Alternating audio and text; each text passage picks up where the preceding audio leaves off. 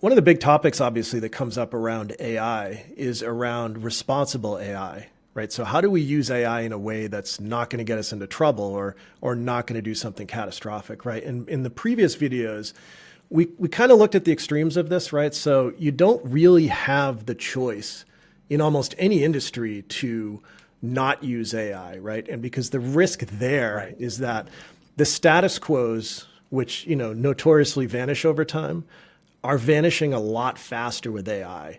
So you don't really have the choice to do nothing about AI, right? Because if you do nothing, your industry is going to get reinvented without you. But Right. obviously on the flip side, and we've talked about horror stories about if you wade into AI without mitigating risk, there's all sorts of catastrophes that can happen. So the purpose of this discussion, we're going to now look at what's a framework for between those two extremes. What's the right way to think about AI and how can we unpack, what's a structured way that we can unpack it?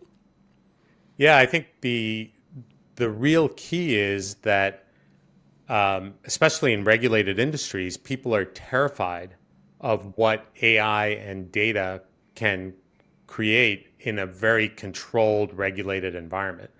What are the issues that you're going to run into when you have these models making decisions instead of humans making decisions, right? So that's the picture that gets painted, and then ultimately you look at that picture and you go, that's a scary place to be if you are dealing with consumers on a regular basis, you're dealing with regulators on a regular basis, and frankly you're dealing with moving, massive amounts of money around, those types of things. So it's a bit of a scary place to be. And I think the do nothing scenario that you talked about is actually happening in some cases. So I have clients who initially turned off a lot of the data driven, AI driven, personalized interactions just because they weren't sure where the data was coming from that they were using, especially if it came from third parties, whether they were allowed to use it from a regulatory perspective, right? Whether they actually were making the right types of decisions from it, right? And how, if something went wrong, how it would impact their brand. Yeah. So those are all the things that you have to kind of keep in mind. And so we've created this framework that has a few different dimensions to it. The first is around the data. So how are you using the data and where is it coming from? All those types of components that come in, are you authorized to use it, right? And that has all of these have sort of three different levels that you have to look at as, especially as a financial institution or increasingly any company that's using customer data, whether you're a retailer, consumer goods, you have to be aware of these things. So the first level is from a regulatory perspective, what you're able to do with the data, right? So in that data pillar, it's very defined from a regulatory perspective, very clearly what you're able to do, how you have to manipulate it, how you have to control it, and that set of regulations is just going to continually change. So there's a piece that needs to get built in that you're managing that data, whether it's consent data, whether it's personal data, all those kinds of components. You have to manage it from a regulatory perspective. Yeah, and just one thing here too that I think is interesting to bring up too. This is not specific to AI, right? This is an extension of something that companies have already had to deal with in other realms. But what you're saying is before you even talk about AI, you've got to put the guardrails on the data. And the first of the guardrails is to say, if we feed certain data to the AI or enable the data to have access to it, we could literally be breaking the law. Yeah. Yeah. You look at, something as simple as consent. What are you allowed to do with the data? And if you source your data from 5 different places as well as first party data, there are issues that you have to deal with to make sure that you have consent to use that data. And then if somebody's opting out through the third party or through your channels, you have to make sure that all that opt in and opt out is managed in the data as well. From a regulatory perspective, you have to do that. Then there's the next dimension, which we call policy, which is it might not be required by law, but internally, you have set a policy either from a risk perspective or from a perspective of thinking about how you interact with the customer. It's a written policy that says we shall do this and we shall not do that. So that's the next dimension that we think about. And then the third dimension is brand. So how do you use data and how does that impact your brand? And we'll start seeing these three themes kind of across the different pillars. So something that may not be completely documented in policy, but it is in your brand. If you use the data incorrectly and it gets out in the Wall Street Journal, then what does that mean for your brand? Yeah, and I Right? think I Well, think what this is it? is yeah, and there's so much. I mean, there's so much history. If you look over the last 15 years, especially with social media companies, right, and banks or any of these other companies, right, the companies that have used data in ways that they're technically allowed to do because you clicked on and accept terms and conditions, but they're getting these reputations that they're using your data in very sketchy ways, Right. and then word gets out, and then that's literally your brand. Regardless of what your brand intention is, your brand is that, like, the whole concept of Facebook, you're not, if you're not paying for the product, you are the product. Right. That's where that whole concept became popular, and that's what people think of as a brand. So it could do a lot of damage to your company, even if you're not violating the law or breaking your internal policy. Exactly. So what you have to do is you have to very clearly define, and AI now enables you to manage those three layers more effectively than we've been able to in the past. So how do you actually codify the regulations into how you're bringing the data into AI? That seems like a understandable problem that can be solved. Then the policy piece is how do you actually take all the policies that you have across your business, codify those to make sure that the data that's coming in and going out is managed according to those policies and it's built into your AI framework. And then, like you said, the brand, that's the hardest to do, right? How do you actually codify the impact of a glitch in the way you're using data to um, to to impact your brand? So what happens? How do you quantify that to make sure that that doesn't happen? Do you always put a human in front of the interaction so that the brand is being translated through a human? Do you predetermine the outputs that an AI can produce? So rather than giving the consumer direct access to the AI, you're using the AI to create options, 1,000 options of what the potential outputs might be. And then you approve, disapprove those, and only the ones that are approved or reviewed by an expert and said, yeah, this is okay to expose to the customer, those are the ones that get exposed. So that's how we're talking about data per Yeah, se. and this is, I mean, what's interesting too, right? Because this goes beyond just kind of standard putting firewalls on things. So literally, this data is not allowed to go to the other side of the firewall, which companies are used to doing that. You're talking about strategically putting processes in to manage this over time to get that objective that you want with the brand, or to make sure that it stays in sync with as your policies change or as regulations change. That's right. That's right. And what we'll observe typically happens is those things that you put in place for brand, that's not wasted effort because ultimately what will happen is that will turn into policy. And you want to get there in policy before it becomes a regulatory requirement, right? So if you can look forward and say, these are the things that are going to be regulatory requirements, or these are the things that are just the right things to do, and you codify them in the policy, then you'll be safe when it comes to the regulatory piece. Otherwise, it's a very fluid set of, hey, can we use the data to do this? Can we Yeah. not use the data to do this? And it becomes a discussion and it becomes a set of opinions, which is fine when they're deterministic outputs. Somebody asks for their bank balance, you can tell them or not tell them, right? Yeah. But when it's a probabilistic outcome, you start getting some issues when you're talking about AI.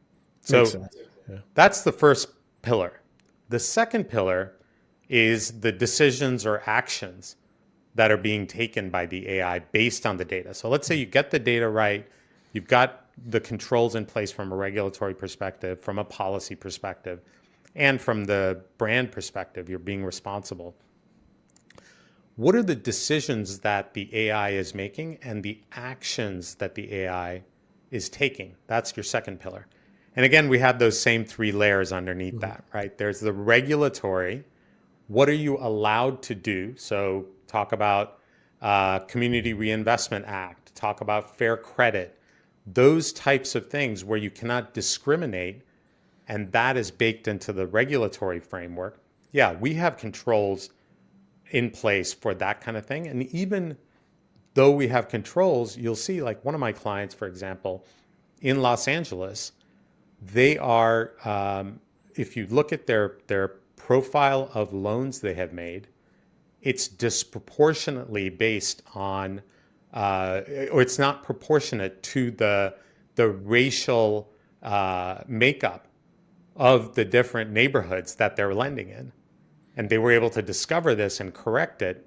Now, there are regulatory controls around that, but then there are also the next level, which is the policy controls. Even though the law, the letter of the law may say something different, from a policy perspective, you would have certain things in place that would make sure that you were lending in a fair and equitable way across the population in the demographics, in the areas that you're actually doing business. And then from a brand perspective, let's say you haven't written down the policy yet, right? But the AI is deciding that a certain group of people are not getting loans, not based on their race, but somehow it correlates to race or it correlates to Mhm. gender, right? Which from the letter of the law, you may be allowed to do X, Y, and Z. But from a brand perspective, in a specific area, if you're, for example, making more loans to the white population than the African American population or the Hispanic population, then from a brand perspective, you're going to have an issue. And from a policy perspective, likely you have an issue.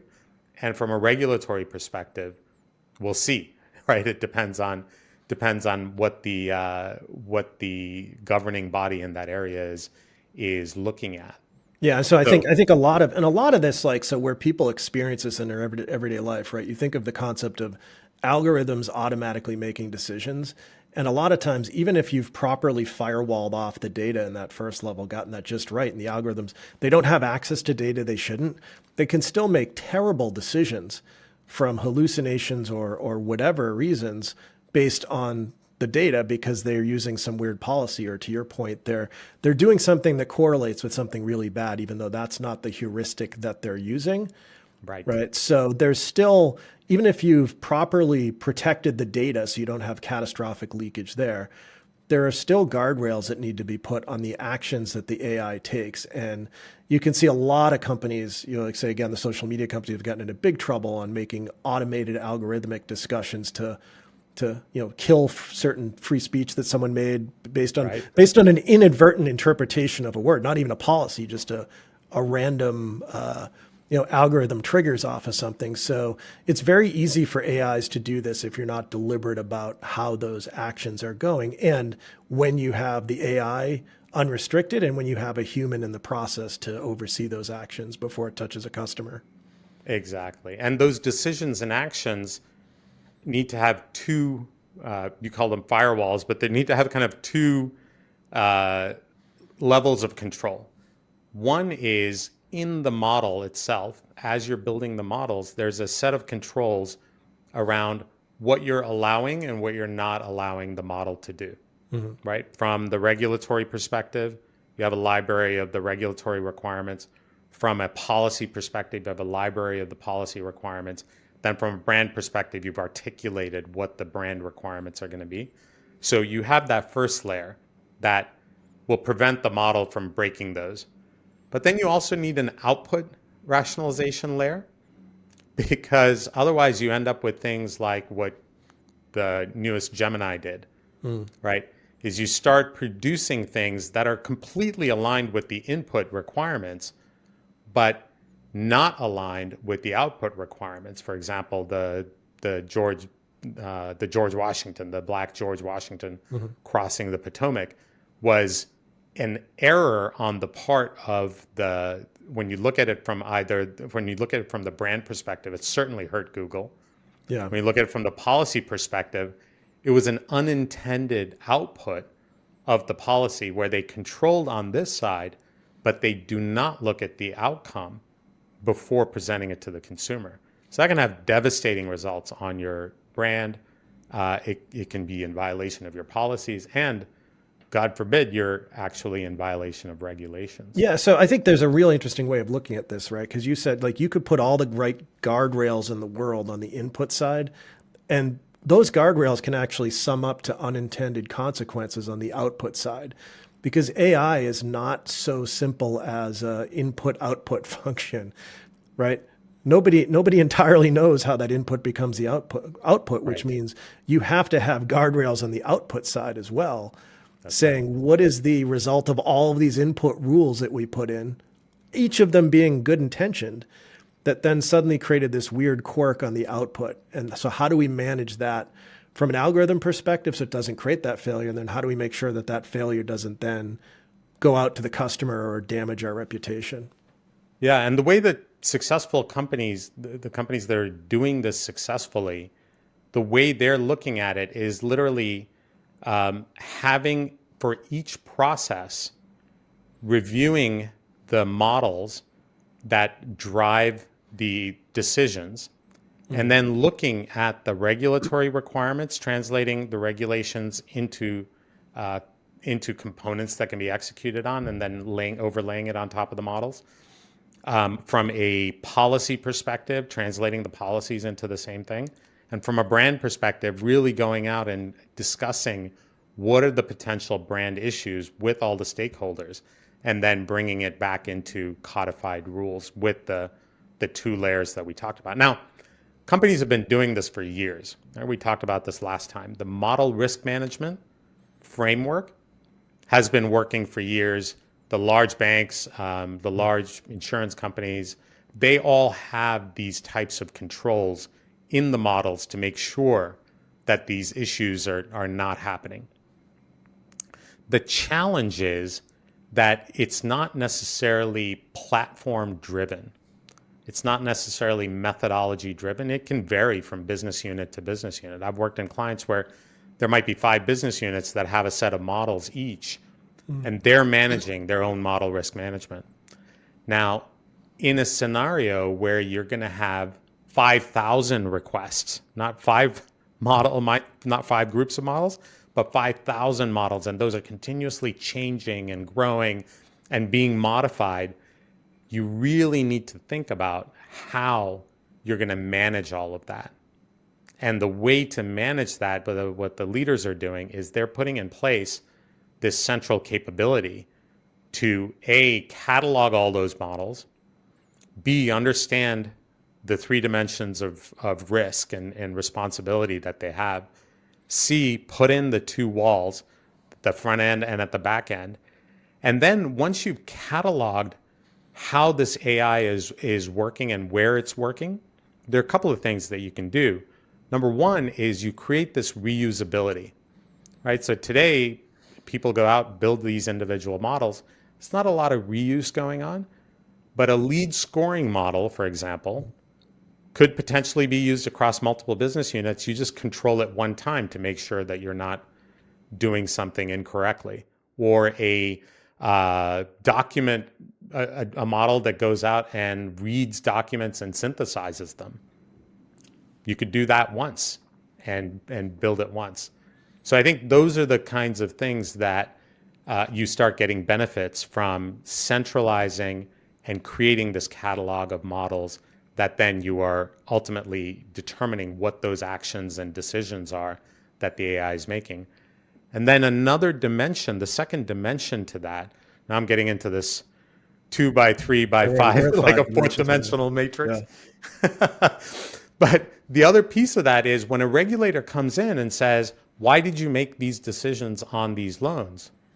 You hit a button and it generates all that rationale for Yeah. you, right? Whereas today, firms are really in danger. The ones that are not doing this right, like the ones that are doing this right, they have that capability. Hit the button, it generates the report. The auditor can, or the regulator can look at that report and determine whether you did something incorrectly or not, right? Yeah. Or if you need to correct anything. But from a best practice perspective, the leaders are doing that. But there are a lot of companies out there that are not. So if somebody comes in and says, "Give me your loan book and tell me all the decisions you've made," that could be a 6-month project to gather all that data. And especially once AI starts doing that, that could be a massive, massive Yeah, and I initiative. think there's a few things here, right? So saying that the GPT told me to do it is probably not sufficient enough for most regulators to get you off the hook, right? But Yes. but I think like the key theme here that's coming, right? So obviously on data, when we talk, the first thing we talked about data at those levels, and I think companies are more used to centralizing capacities around data policy and things like that. And it's like, okay, Right. here's how we handle data. But what you're saying, like, and we've talked about the like thousand flowers bloom approach to AI, where there's all these AI projects all over the company and they're all doing different things. So that action step, there's a way to think about this sensibly and almost centrally to some degree to That's right. make a corporate capacity around how do we manage the decision making? How do we put these guardrails in place? And how do we make sure that we make the process transparent and easily auditable? So that before the thousand flowers just go off and bloom, they're at least planted in a common flower bed of some process that you know what these action heuristics are, right? That's right. And it's a muscle, again, that we keep coming back to this, right? It is a muscle that the companies already have. Most of these companies have a model risk management framework where they determine what the inputs are, what the outputs are. Anytime the model changes, there's a process to make sure that the risk is managed. But the sheer scale of what we're talking about now and the ability to leverage existing models and reuse existing models and create the transparency and auditability at scale into what the models are doing and those decisions that are being made by AI, that is going to be the big game changer. That's where I see the leading companies really doubling down to make that investment so that they can build 1,000 models and be confident that they're not violating Either of any those of the guys. three Yeah, layers and of one this. more there's one more thing too. Like if you think about like ways that you can take down some low hanging fruit and make it a little easier for yourself. So when I think of the action layer, right, a lot of what we're presupposing here is real time AI, like AI integrated real time into operations, right? But there's a lot of use cases where you can look at it where the AI can pre-generate. So AIs are good at generating lots and lots and lots and lots of ideas, many of which are insane, some of which are Right. brilliant. In the Right. so if you're able to pre-bake, for lack of a better word, for some processes, there's a lot of value that can be captured just by saying like, so could we pre-bake like what are the top 1,000 questions that people ask and what are all the answers we could give? And then have your top reps go through and say, that's a terrible answer, great answer. Wow, I never thought that's a good answer, good answer, good answer. So you're using the AI to massively accelerate a process that you could have had your experts do, but you're doing it in like 90% less time. So there are some use cases for AI that are non-real time that could enable rapid AI, enable the ability to peel off rapid AI, what rapid value while you're waiting to capture the bigger value of having AI integrated real time. That's exactly right. I think that there are going to be two models that are going to be the place where real big value will be generated in the short term. And then the third model will be the direct interaction with the consumer in high risk functions. But model number one is you're enabling your internal person to perform better. So the heuristics that they have, like we talked about this, is the place where you're going to get the biggest value from AI is not by shaving 2% off of a salesperson's time typing in notes or a little time summarizing like this meeting, transcribing this meeting and summarizing the notes from this meeting. That's not where the big value is going to come from. The discontinuous value is going to come from looking at your most valuable business processes, which are run by your most valuable people typically, helping those people and saying, look, I'm going to give you 1,000 assistants to help you do your job more effectively, faster, better, all those kinds of things, and make you more productive. Where are those types of use cases? That's where you're going to, first of all, get the most value. And by the way, with the human in the loop, that's where you're going to get the least risk, because you're giving the person the suggestions of what to do next. I mean, we've done this in very high severity claims, for example, where the quality of the claim could be impacted in P&C. Quality of the claim could be impacted by the level of experience that that individual adjuster has. But what if you could give that adjuster all the insights that a senior adjuster has so that they can provide a better outcome for the claimant and do it in a much more effective way, Yeah. right? So improve the quality of that. So those are big decisions. Those are valuable processes. There are hundreds of millions of dollars at stake and involved in those processes.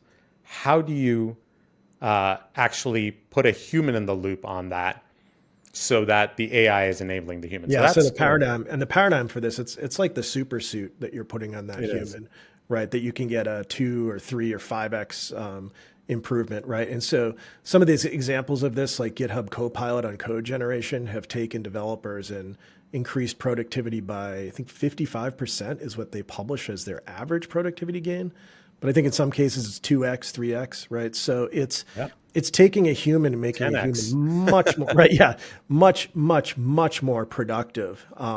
And so there's so much value to be captured in doing that. I think it's really important not to lose sight of that as we go after the fully automated use cases, which are also Exactly. It's the, you're not going to have the flying drones go out and adjust your do the claims adjusting automatically with the customer. It's not going to be on a chat bot that you're going to do that. You're going to do it with especially in your high impact claims. yeah, The second is what you described, is there are 1,000 possible answers that somebody could give to a question, or 1,000 possible ways somebody could interact with a customer based on what the customer is asking. And if you give the customer direct access to the AI, then you're going to have problems, yeah, right? Maybe 80% of the time it'll be fine, but 20% of the time you're going to have an upset customer. Now, what if you generated all of those responses and then used your experts to vet the responses, which is what you described? Then you always are interacting with the customer. Then you can automate the interaction with the customer because they're always getting a pre-vetted set of answers. So I think those are the two use cases that will generate the most value most quickly, because the customer will be happy. Our internal folks will be working at the peak of their capabilities. So it'll be a good outcome. The third one, which is a bit of the dangerous one, is where you're letting the customer interact with the AI in real time. And there, I think we're going to run into some issues, especially if we're talking about high risk areas or high impact areas. There might be some low risk or unregulated areas, like if you want to, in the credit card space, what we do, the best practice is to let the credit card customer know, look, you're paying $200 a year for this card. You have all these benefits. You haven't used them yet, right? What if in real time the AI could nudge the customer with, you have these benefits that you haven't used, would you like to use them? yeah, Now, you got to make sure that the outcomes are right and the analysis that the AI is doing is right. So you're not running into the British Airways or the Air Canada issue, where the chatbot was making promises yeah. that I say the if I can ask the Amex bot, like, can I get like free bottle of champagne every week as part of my card, and it gives it to me, that's cool. right. I'll take that. But you didn't use your TSA benefit this year, and your TSA card is coming up for renewal Yeah, because you used it 5 years ago. That kind of thing. That actually improves retention dramatically. Yeah, this is under that brand. So brand can be a It is. proactive thing, right? It's not about just making sure that the AI doesn't do stupid things to hurt your brand. It can be what things can the AI do to help push your brand, right? To help your customers Exactly. properly consume the product over time. Exactly. So you have to think very carefully about what are those use cases that you're comfortable doing that right out of the gate, Yeah. and what are the use cases where you need more controls over that framework. But that's kind of that middle pillar, which Mhm. is the decisions and actions that AI is taking on your behalf or helping you take. Great. So we're all set, and this was a perfect discussion. Now we know everything we need to know about responsible AI, right? Right. If it was 10 years ago, it would be.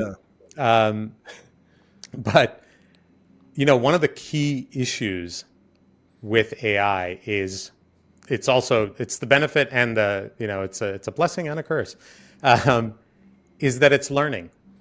It's literally learning over time. So what AI tends to do is it starts narrowing its aperture because it knows what the right answer was.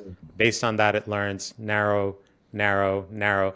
So if you get hit with an outside case over here that is no longer in its aperture a year after the model has been there, you're gonna be in big trouble because the AI won't know how to react to it and it'll hallucinate to create something to make up for that case. So the key thing here is that there are two ways that it can narrow. It can narrow in on the right answer and miss the outside cases and make the wrong decisions on those cases. Or it might get into a situation where it's narrowing and it drifts Mm. off of the right answer. Right? So we call this drift, right? Narrowing and drift. So when you look at that aperture, if you're narrowing this way or you're narrowing toward the wrong answer, you need to manage for that again in those three layers. In the regulatory layer, what compliance issues is a drift going to create and how are you going to correct for that? What are the policy challenges that you're going to run into if the models start to drift and start to give you answers that no longer make sense? And then what does that mean from your brand perspective if you create something that's drifting? So you have to account for that drift, and that's the fuzziest, Yeah. I think, Yeah, use case. that seems the most difficult, right? Because if you think about like every time a plane takes off, it's immediately off course, Yeah, right? Like immediately. And if the pilots were to do nothing about it, but it's only a little bit off course. If the pilots were to look 2 minutes in, they wouldn't see that we're off course. Now there's right. systems that are constantly regulating and keeping it on course. But so how do we put the right automated systems and processes on this? Because drift is something that happens over time. How do That's right. we notice it because it can be so subtle as it creeps in? What are the best ways to instrument to kind of detect it and maybe to put process on top to put guardrails on that, like human guardrails on that? Yeah. And any data scientists listening to this are probably laughing because this is an issue that they recognized 20 years ago, and they built different mechanisms into the models to actually explore and exploit, right? So Mhm. if you build a good model, you don't build a rigid model that just goes down this path and the aperture narrows. You actually will be trying cases that you Mhm. don't think are likely to happen, and you'll be informing the model with that so that you're not getting tunnel vision in the model. So, but if you're not a data scientist, if you understand the math of it, um, then you kind of get it. But if you're not a data scientist, if you're a business user, there are a few different things that you have to make sure are getting built in, especially as the number of models go from tens to hundreds to thousands, right? And that is number one is you have to instrument the processes. So you instrument the processes so that you understand front to back what exactly is happening and how it's changing over time so that you can measure the outputs, because measuring the inputs gets difficult if those things were not built correctly. So you have to measure and watch the outputs to make sure that there is not drift happening over time in the models. And then the second thing is, again, you have the two walls that we talked about in the previous pillar, which is there needs to be a gating factor on the output, and make sure that you, first of all, instrument it over time, but then each decision that's coming out, ensuring that there's a quality step to it, whether it's a human in the middle, whether it's a pre-baked answer, or it's a direct to consumer AI interaction. Yeah, I mean, it's really interesting, because I think that there's a lot of power to these three levels, right? So, and obviously everybody understands, data I think makes a lot of sense because the biggest headlines have come when the wrong data gets into the AI and it just comes out the other end, right? And it's Right. extremely embarrassing when that happens, right? Right. Or you're using data you're not supposed to use, Yeah, right? Because you're yeah. buying data from third parties and you don't know if they've got the consent to use that data. And that's more of a ticking time bomb scenario, right? Because you're building up liability without even realizing it until suddenly Exactly. the bill comes due. So I think there's a lot of issues on the data side. The decision making side, a lot of the mitigation comes down to how much of this do you automate, quote unquote, versus how much do you semi-automate, where you have a human in the loop or a human in the pre-baking process. Right. And then really the third aspect is going to evolve a lot over time, right? Because a lot of drift, the way we think about it, is going to be limited in the short term by what we know, or what we think we know, right? And so a lot of this is going to be real smart humans, again, which all these companies have experts in their company, Right. really being creative about what are the things we need to look for that could be drifting, that could be changing the company in ways that we don't want it to be changed That's as right. as we're being reinvented, right? Because the reinvention is going to be this rocket ride for a lot of industries and a lot of companies, right? But we need to be very thoughtful of overseeing where is this rocket taking us and what do we need to look for to make sure that we're not drifting off course. Yeah. And if you think about, it's going to, the argument to be made by the data scientists to the people who hold the purse strings, right? The CFOs and the business unit leaders. We got to get the right data, and we got to make sure that it's usable for the purpose that we're going to use it for. That seems like a pretty obvious argument. Now, we need it for regulatory reasons. We need it for policy to make sure that we're meeting written policies. And we need to make sure that we're protecting the brand so that we're not doing anything in that data pillar that violates any of those three. That seems like a pretty reasonable argument to make. Maybe the brand piece is harder to justify why you're Yeah. going to make the investment, but pretty straightforward. With all the hype around AI, the second pillar, I think business owners are really getting their arms around. Yes, this is something that we're going to need to control and manage, and we're going to need to not just budget to do these great AI use cases, right? Everybody's out there with their big libraries and catalogs of AI use cases.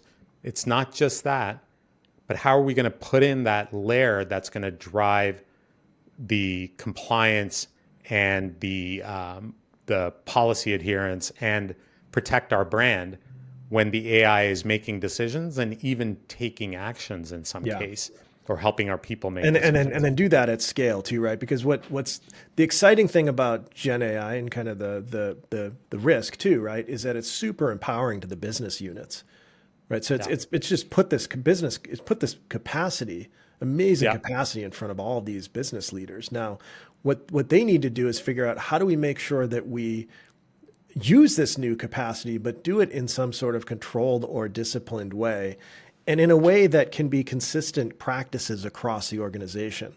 So that we're not Exactly. creating 1,000 different approaches to that second layer of how do we take action on AI. Yeah, that's exactly it. Because you can see a business unit leader very clearly understanding what that use case is, how it's going to improve sales, or how it's going to reduce cost, or how it's going to increase volume, those types of things. That's great. Making the justification around why you need to put these controls in place, depending on industry, may or may not be that easy, right? So when the data scientists or the technology folks come and make the case that we need to do all of these things for that second pillar, right? The business unit, the question will be, well, can we get by with the use case, Yep. right? Can we get by with the business value? But it would be a huge mistake to not put that responsibility layer that cuts across those three elements that we talked about, the regulatory and the policy and the brand, right? Yeah. It would be a huge mistake. So if you're a business user, the best practice that we're seeing our clients do is educating those business users on the importance of responsible AI in addition to the actual use case that's driving value, right? Yeah. And number one is making sure the use case drives value, which Yeah, of course. most of the use cases today are not driving value. But even if you are driving value, how do you actually make sure that the controls are in place? So in banking companies, for example, that mindset is already there. In other companies, that mindset needs to be built. Yeah, and so it's sort of the small price to pay that you have to figure out, right? Because then the other part of it too is how do we properly collaborate with the other business units to make sure we're not reinventing the wheel on our process? Because a lot of these things that we said, all of these things we said that are the most important to protect yourself from the guardrails, these are not special sauce level things at the business unit level. These are things that you should be able to share across all of the other business units that are taking action on AI, right? So making sure we have the right process, making sure we audit the actions, right? And having that transparency and audit trail stuff, that should be stuff that you should be able to share across the organization. Yeah, and there'll be differences, right? So the regulations in credit cards are different from the regulations in mortgages, et cetera. But there'll be commonalities across the business units as well. In how But you approach as it. you're describing it, it's the process and the mindset Yeah. needs to be consistent across the business units. Yeah, and I think like, a good way to kind of to end on is to think about that third bucket gets very interesting when you talk about drift, because a lot of drift is like really deep responsibility. And at first I would say, okay, that goes right to the top of the organization, that as you reinvent the organization over the course of, say, 3 or 4 years, as the industry reinvents itself, it's the responsibility of the top leaders to really watch for that drift and make sure, are we in in the wrong uncharted waters? Right. But I think also the other thing that's going to happen is how do you push that? That only works if that sense of responsibility, that muscle gets pushed all the way down the organization. So how does each level of the organization, and this is kind of a question I would throw out there, is how does each level of the organization manage that drift about, are we, as we reinvent ourselves, are we where we need to be? Right? Because that needs This to is go going to both be up and down in the organization. this is going to be the biggest challenge when it comes to AI and how we're using it in the enterprise. The biggest challenge is going to be to convince the people who need to spend who hold the dollars that will be spent, that you need to manage for that drift, because it's very complex to understand how that drift happens and whether it happens. And like I said, the best data scientists have been doing this for years, right? They've been building flexible models that have this explore and exploit function built into it. So you're preventing drift. But even the newer data scientists who haven't learned those concepts yet may not even be thinking about that, right? Yeah. IT may not be thinking about that. The business may not be thinking about that, may not understand how models learn and how they can drift or miss as their aperture gets narrowed. So if anything out of this responsible AI discussion, right, this is a nice framework. Yeah. But if anything comes out of this, if there's one takeaway, it's you have to make sure that if, as a business owner, you're asking the questions about drift. Yeah. You're making sure you're setting aside dollars to create the transparency into that drift. And then third is you're actually actively investing in the talent that can figure out and manage that drift over Yeah. time. right? Because let me tell you, if you're not doing it, the CFPB in banking, the regulatory authority will Yeah. find out before you that you've been drifting. Yeah. And then you've got an issue, right? Because Yeah. then back in the day when, hey, I have $10,000 in my bank account, so you shouldn't be charging me ATM fees. Yeah. That's the complexity of the problem today. Like there's some rule that you made me this offer and I'm not getting the benefits of that offer. First time I call you, the second time I might email you, the third time I'm going to call the regulator and make a Yeah. complaint. And enough of those complaints build up, then the bank gets hit with a MRA or a consent order of some type that says you've got to fix this problem because you're not helping the consumer. If you run into that problem in the age of AI, Yeah. where you cannot break those rules back down, if you haven't put those in place up front, you actually can't break that logic back down, and you have no idea why it happened or how you're going to fix it. That's not going to be an answer that the CFPB is going to be looking for. Yeah, you're gonna end up on the wrong side of a press release if this Yes. happens. And I think that there's kind of a almost like a Maslow's hierarchy of needs that we painted here today. Like, so I think if you start with data is just a given. And Yeah. okay, we kind of know about data. It's table stakes, but just a reminder that before you feed anything to the AI, you've got to get that data level right. The Yeah. level, And people are like, yeah, I get it. The data no, quality, all but, that but stuff. We got to throw a couple $1,000,000 at it. Yeah, I get it. Yeah. except there are headlines coming out every day about people where data is getting in places where it shouldn't. So got to Right. get the data right. The real operational part of this model right now for the foreseeable future, like where can you take action right now? That second layer is really where you're going to be building a lot of muscle memory. I'm sorry, a lot of muscle in terms of Right. how do we put the right processes to take the right actions to put the right guardrails in place. Since you have to build that muscle anyways, think ahead to the third layer of the pyramid, which is the drift layer. As we're doing this, it's a very small price to pay for massive insurance to be able to get access to these huge gains that we can get from generative AI. That's the way to look at it. It's Right. insurance. Yeah. It literally is because you know it's going to happen. Yeah. That's how the math works. Literally, it's mathematically how it works. Yeah. So you know it's going to happen. Let's ensure, not against it happening, but let's ensure that we are in control of it when it happens and we understand why it happened. Yeah. Excellent. Great. Well, this was a great discussion. So now you've got the framework for responsible AI, and we'll come back Our next time. And 3x3x2x6 matrix. I think we're in five dimensions in time, and then obviously for the other part of responsible AI is always say please and thank you to your chatbots just in case. So That data is going to be around forever. right. So great. Awesome. All right. Good talking to you, Jeff. Yep. Take Bye. care.